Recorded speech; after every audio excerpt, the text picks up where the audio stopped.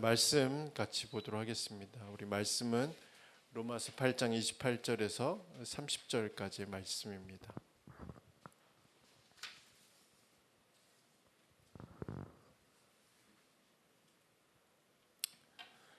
로마서 8장 28절에서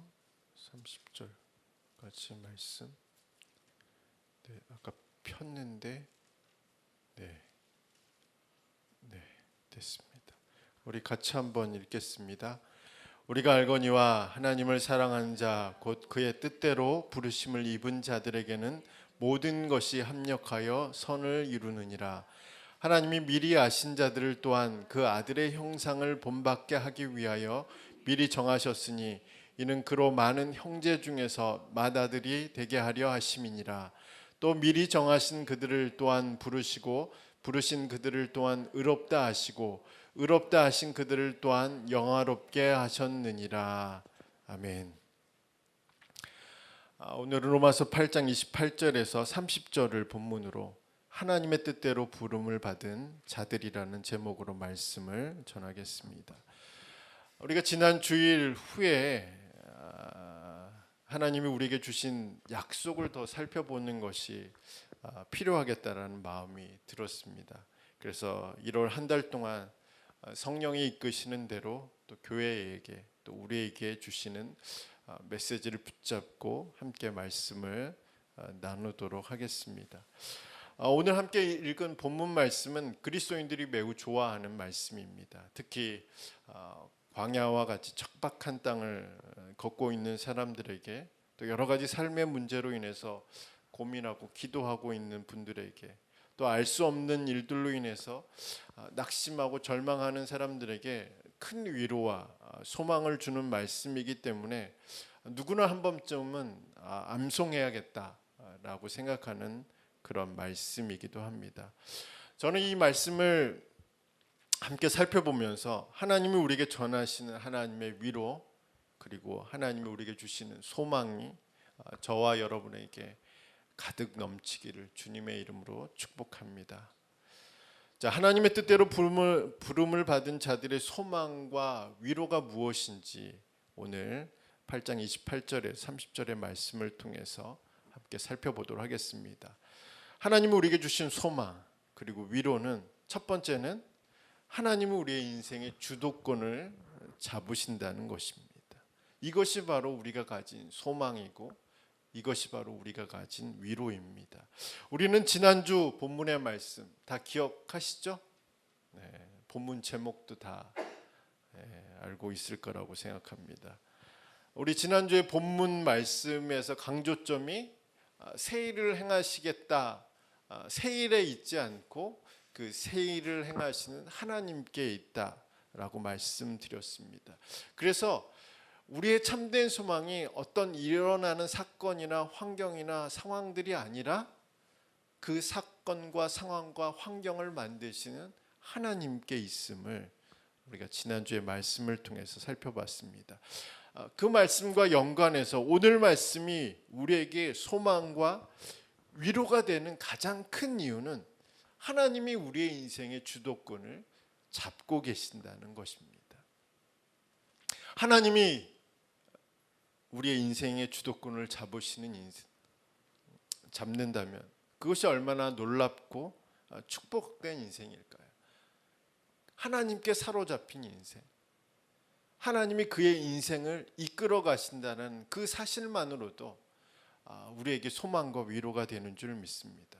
그러나 반면에 사탄에 의해서 사로잡힌 인생, 죄에 사로잡혀 있는 인생, 사탄이 그 주도권을 가지고 있는 인생, 죄가 그 삶의 주도권을 쥐고 있는 인생 얼마나 불쌍합니까? 또한 자신의 염려와 욕망으로 인해서 하나님께 자신의 인생의 주도권을 내어놓지 못하고 자신의 욕심에 이끌리고 자신의 욕망에 이끌려서 살아가는 그런 사람들 정말 얼마나 안타까운 인생일까요? 여러분의 인생의 주인은 누구입니까? 그리고 여러분의 인생의 주도권은 누가 잡고 있습니까? 오늘 본문 말씀을 살펴보면 바울이 반복해서 강조하고 있는 단어가 다름 아닌 하나님입니다. 특히 바울은 29절과 30절에 집중적으로 그리고 의도적으로 하나님이라는 단어를 계속 사용하고 있습니다. 물론 한글 성경에는 그렇게 되어 있지 않지만 원어 성경에는 좀 다르게 기록되어 있습니다. 바울이 강조한 그대로를 읽어보면 29절에 하나님이 우리를 미리 아시고 하나님이 우리를 미리 정하셨습니다. 30절의 말씀을 읽어보면 하나님이 미리 선택하신 우리를 하나님이 부르시고 하나님이 부르신 우리를 하나님이 의롭다 하시고 하나님이 의롭다 하신 우리를 하나님이 영화롭게 하셨다 라고 기록하고 있습니다. 그러니까 우리 인생의 주도권은 누가 잡고 있느냐? 그것은 바울이 우리에게 무엇이라고 말하고 있냐면 하나님이 우리 인생의 주도권을 잡고 계신다 라고 분명하게 기록하고 있다는 사실입니다. 바울이 이렇게 의도적으로 반복적으로 이런 기록을 남긴 이유는 하나님을 잊지 말라는 거예요. 우리의 인생의 주도권을 잡고 계시는 분은 하나님이신데 그 하나님을 잊지 말라. 하나님이 우리를 먼저 아셨죠. 그렇죠? 그리고 하나님이 그 모든 인생의 주도권을 잡으시고 우리가 영광을 얻기까지 우리가 영화롭게 되기까지 그 주도권을 놓지 않는다라는 것이 바울의 기록의 목적입니다. 그렇기 때문에 이 사실 자체가 얼마나 크고 놀라운 일입니까? 이 사실 자체가 얼마나 우리에게 소망이 되고 위로가 되는 말씀입니까? 하나님이 우리를 아실 뿐만 아니라 우리의 인생의 모든 것들을 주도해 가시고 결국 우리가 영광의 자리에 오를 때까지 결국 우리가 영화롭게 되기까지 그 주도권을 뺏기지도 않으시고 그 주도권을 놓지도 않으시고 하나님이 끝까지 우리의 인생을 이끌어 가신다는 겁니다. 이민진 작가의 파친코라는 소설을 보면 주도권을 빼앗긴 국가 그리고 그 국가의 국민들이 겪어야 할 혹독한 삶에 대해 그리고 그 대가들에 대해서 자세히 보여주고 있습니다. 특히 선자라는 인물 주인공인데 그 당시에 한국인들 그리고 제일교포들이 어떤 인생을 살았는지를 보여주는 상징적인 인물이기도 합니다. 책 속에서 이제 선자라는 인물의 삶을 읽어보면 살펴보면 오늘 우리가 얼마나 많은 것을 누리고 있는지 발견하게 됩니다. 특히 누군가 우리의 인생을 책임져 준다는 것이 누군가 우리의 인생을 주도해 간다는 것이 그리고 누군가 우리의 인생에 대한 계획을 가지고 있다는 것이 얼마나 놀랍고 축복된 인생인지를 그 선자의 삶을 읽어보면 깨닫게 됩니다. 우리의 인생을 책임지고 있는 분은 누구입니까? 우리의 일까요? 우리의 인생을 향한 계획을 가지고 있는 존재는 누구일까요? 그리고 우리의 인생을 주도해 가시는 존재는 누구일까요?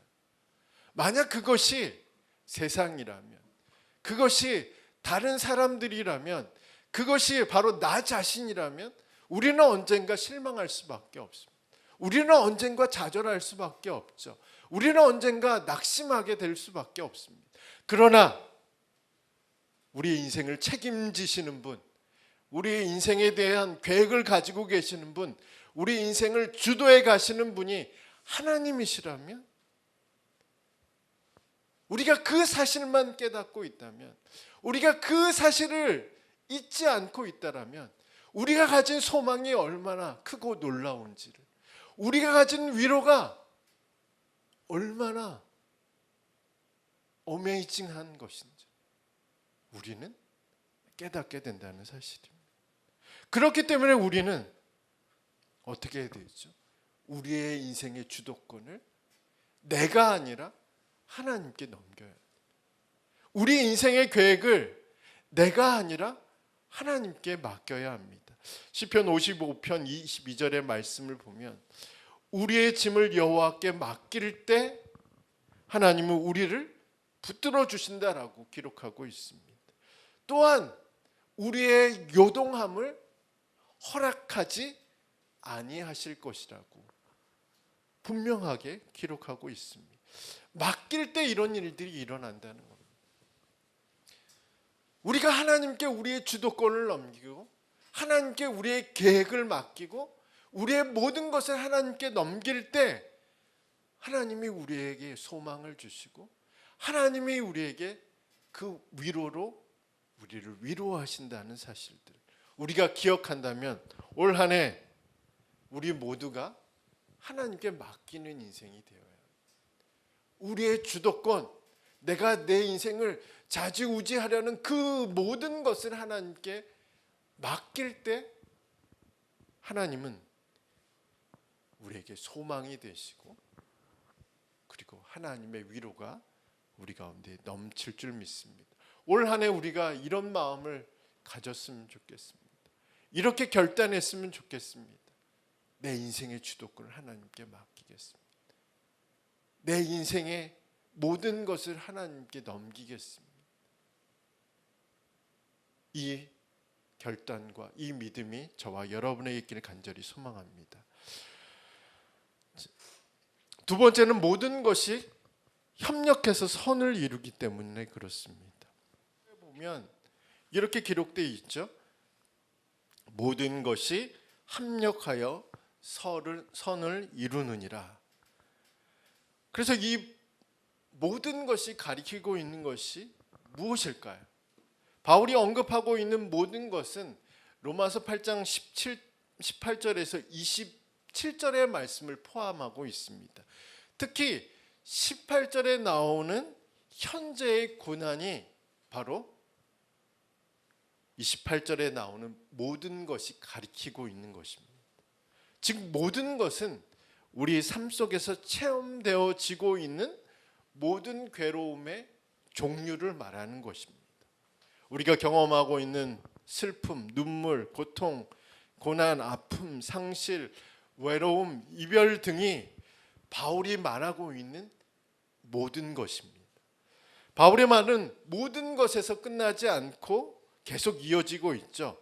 바울은 이 모든 것이 합력해서 쉽게 말하면 서로 돕고 상호작용을 함으로 인해서 선을 만든다 라고 기록하고 있습니다. 다른 말로 말하면 우리의 구원을 위해서 서로 돕는다 라는 것이 바로 28절의 말씀의 내용입니다. 그런데 그것이 스스로 작동하는 것은 아니라는 사실들을 우리가 기억할 필요가 있습니다. 우리를 괴롭히고 우리를 고통스럽게 하는 일들이 서로 돕고 있다? 또 서로 상호작용하고 있다?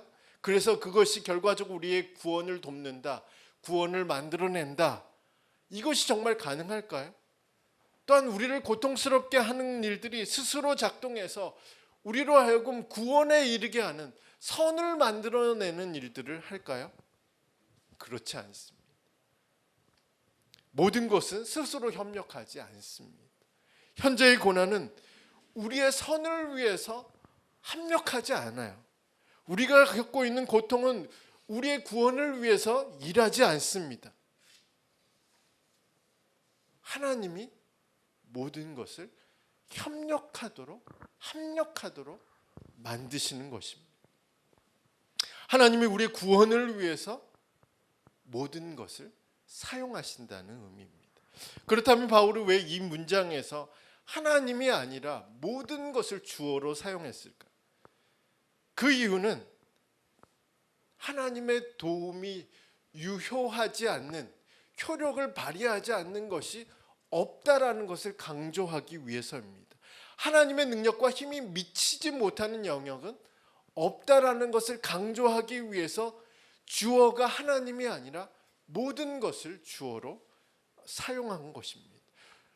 또한 우리 눈에는 모든 것만 보일지라도 그 모든 것이 결과적으로 우리의 선을 위해서, 우리의 구원을 위해서 일하도록 숨어서 역사하시는 하나님이 계시다는 것을 보여주기 위해서 하나님을 주어로 삼지 않고 모든 것을 주어로 삼고 있습니다. 예를 들어 보면 요셉의 인생 스토리를 찾아보면 오늘의 본문 말씀을 좀 더 생생하게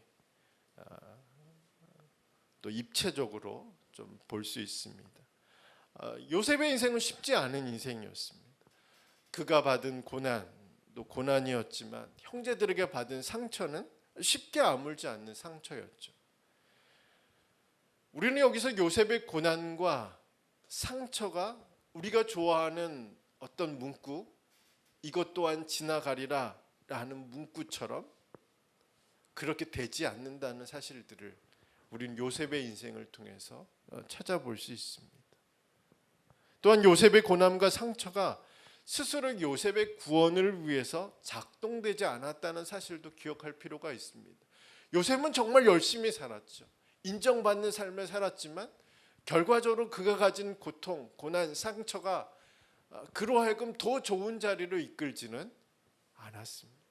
오히려 시간이 가면 갈수록 요셉의 인생은 더 깊은 감옥으로 가는 그런 인생이 되었습니다. 그런데 그의 인생이 바뀌는 시점이 있었죠. 그 인생이 바뀌기 시작했습니다. 요셉의 고난이 요셉의 구원을 위한 도구로 사용되기 시작했습니다. 요셉이 받은 상처가 선을 이루는 재료고 사용되었습니다. 요셉도 그 사실을 알게 되었죠. 나중에 형들이 자신 앞에 엎드렸을 때 요셉은 그 모든 일들을 통해서 그 모든 것을 통해서 선을 이루시는 하나님을 만나게 됩니다. 그래서 요셉은 야곱이 죽은 후에 다시 요셉 앞에 엎드린 형제들에게 이렇게 말을 합니다. 창세기 50장에 있는 말씀입니다. 당신들은 나를 해하려고 하였으나 하나님은 그것을 선으로 바꾸사 오늘과 같이 많은 백성의 생명을 구원하게 하시려 하셨나니. 요셉을 향한 악, 요셉이 겪고 있는 고통, 고난, 그것을 누가 선으로 바꾸셨다? 하나님이 선으로 바꾸셨다. 오늘 본문의 말씀으로 되돌아오면 모든 것이 합력해서 선을 이룬다는 것은 그 모든 것이 스스로 작동해서 우리의 선을 만들어내거나 우리로 하여금 어떤 구원에 도달하는 그런 장치, 그런 역할을 하는 것이 아니라 하나님이 그것을 선으로 바꾸신다는 거예요. 그것을 사용해서, 그 고난을 사용해서, 그 고통을 사용해서, 그 문제를 사용해서 하나님이 그렇게 만드신다 라는 것이 바로 28절의 말씀입니다. 그러므로 우리 인생도 마찬가지 아닐까요? 우리의 모든 것, 우리가 겪고 있는 현재의 고난 속에서 하나님 찾기는 어려울 수 있어요. 하나님의 뜻, 하나님의 인도하심, 하나님의 응답을 발견하기는 어려울 수 있습니다. 보이지 않죠. 이 모든 것 안에 들어가 있으면 고난 외에는 하나님이 보이지 않을 때가 많죠. 하나님의 뜻을 발견하기가 쉽지 않습니다. 하나님의 응답, 하나님의 은혜, 그리고 우리의 인생의 주도권을 잡으신 하나님 찾기가 쉽지 않습니다. 그럼에도 불구하고 하나님의 뜻대로 부름을 받은 우리에게는 모든 것이 합력해서 선을 이룬다는 사실은 변하지 않는다는 사실입니다. 왜냐하면 하나님이 그렇게 만드시기 때문에 그렇습니다. 하나님이 우리의 모든 것이 우리의 선을 위해서 그리고 우리의 구원을 위해서 서로 돕도록 역사하기 때문에 우리는 이 말씀을 신뢰하며 2023년 한 해를 믿음으로 살아가야 합니다. 하나님이 우리에게 주시는 소망, 위로가 바로 이것입니다. 하나님이 모든 것을 합력해서 선을 만들도록 역사하신다는 거예요. 자, 마지막으로 그의 뜻대로 부르심을 받은 자들에게 소망과 위로가 되는 이유는 하나님이 그 아들의 형상을 본받게 만들기 위해서 이 모든 것을 사용하시기 때문에 그렇습니다. 우리 29절의 말씀을 한번 같이 읽겠습니다. 자, 29절 말씀입니다. 시작. 하나님이 미리 아신 자들을 또한 그 아들의 형상을 본받게 하기 위하여 미리 정하셨으니 이는 그로 많은 형제 중에서 맏아들이 되게 하려 하심이니라. 아멘. 29절의 말씀을 보면 우리가 알고 계신 하나님이 우리를 선택하신 목적에 대해서 기록하고 있습니다. 그 목적은 아들의 형상, 곧 예수 그리스도의 형상을 본받게 하기 위해서, 다른 번역으로 읽으면 예수님과 닮게 하시기 위해서라고 기록하고 있습니다. 그런데 바울의 이 기록을 28절과 그리고 또한 8장 전체의 문맥과 연결시켜 보면 현재의 고난과 예수 그리스도의 형상을 본받게 되는 것이 연결되어 있다는 사실을 알 수 있습니다. 다시 말하면 29절 이 말씀은 하나님이 우리를 선택하신 목적에 대해서 기록하고 있는 동시에 우리의 고난이 그리스도의 형상을 닮아가도록 하나님께서 우리의 고난을 사용하신다는 의미를 가지고 있습니다. 따뜻하죠? 따뜻하니까 다 몽롱한 상태. 다시 쉽게 정리해 보겠습니다. 자, 쉽게 정리하면 이렇습니다. 우리는 하나님의 뜻대로 부르심을 받은 자들입니다.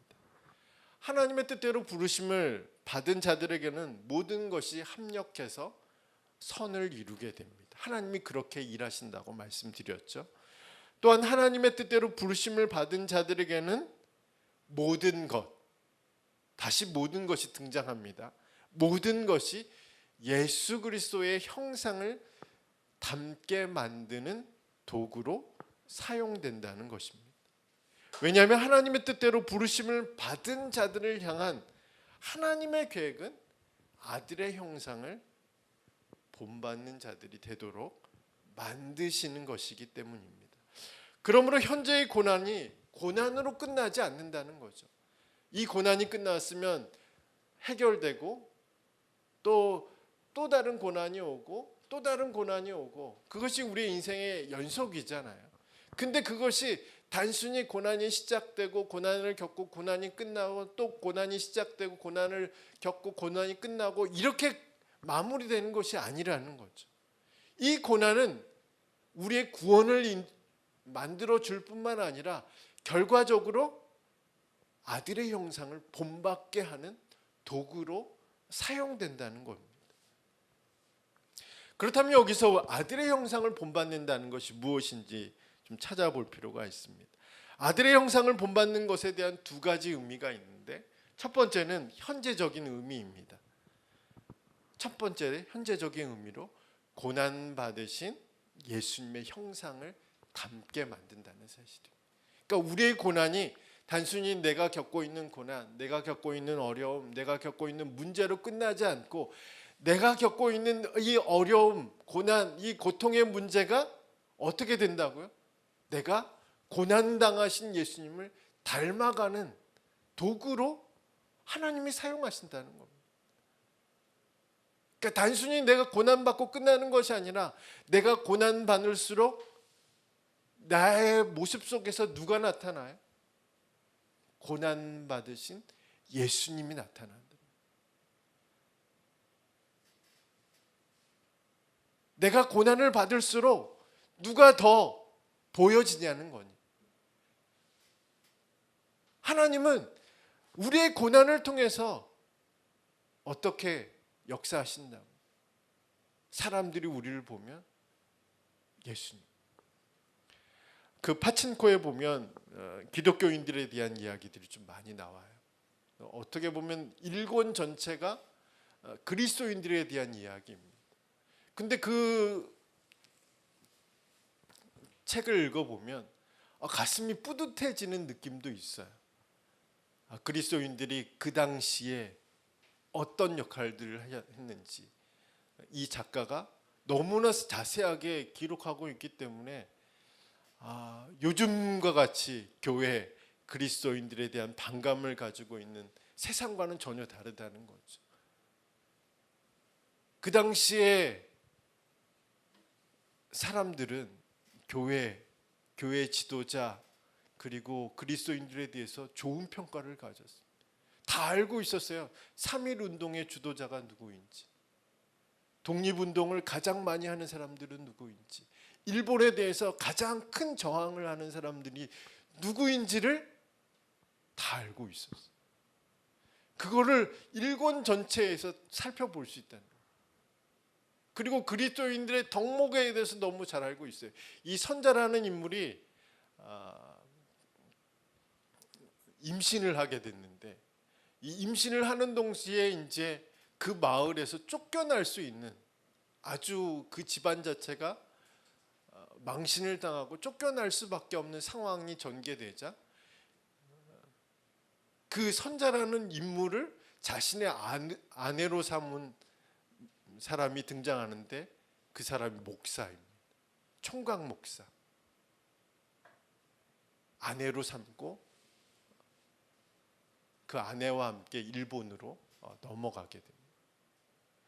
그러니까 그리스도인에 대한 덕목, 그리스도인들의 역할, 그리스도인들이 그 당시에 했던 일들에 대해서 너무 좋은 평가들을 그 당시 사람들이 갖고 있었다는 것을 좀 알게 됩니다. 그러니까 고난을 당하면 당할수록 사람들의 눈에, 그리고 우리 자신의 눈에, 그리고 하나님 보시기에 누구의 형상이 나타나냐는 거예요. 바로 예수 그리스도의 형상이 나타나는 거예요. 하나님은 그 고난을 그렇게 사용하신다는 거죠. 이것이 바로 현재적인 의미로서 예수 그리스도의 형상을 닮아간다. 그럼 미래적인 의미는 어떤 의미일까요? 그것은 바로 예수님처럼, 부활하신 예수님처럼 영광의 몸, 부활의 몸을 입게 되도록 그렇게 하나님께서 역사해 가신다라는 의미입니다. 그러니까 고난을 통해서 현재적인 의미에서 고난당하신 예수님의 모습이 우리의 삶에서 드러나고 우리의 모습 속에서 나타날 뿐만 아니라, 이후에 이 고난이 끝난 후에, 이 고난이 맞춰진 후에 우리의 모습은 부활하신 예수 그리스도, 영광의 몸을 입으신 예수님처럼 그렇게 만들어질 것이다. 하나님이 그렇게 역사하실 것이라는 의미를 가지고 있습니다. 그렇기 때문에 우리가 고난을 당하고 있는 지금의 상황들에 대해서 사람들의 어떤 위로나 소망이 아니라 하나님이 우리에게 주신 위로와 소망은 분명하다는 거죠. 그것은 우리의 모든 것을 하나님은 자신의 아들의 형상을 본받도록 만드는 도구로 사용하신다는 거죠. 버려지는 것이 하나도 없다라는 거죠. 우리는 이거 좀 없었으면 좋겠어, 이것도 사라졌으면 좋겠어, 이것도 빨리 해결됐으면 좋겠어 라고 생각하지만, 하나님은 그 모든 것을 다 사용하셔서 아들의 형상을 본받게, 우리가 사랑하는 예수 그리스도의 형상을 본받게 만드는 그 일들을 하신다는 겁니다.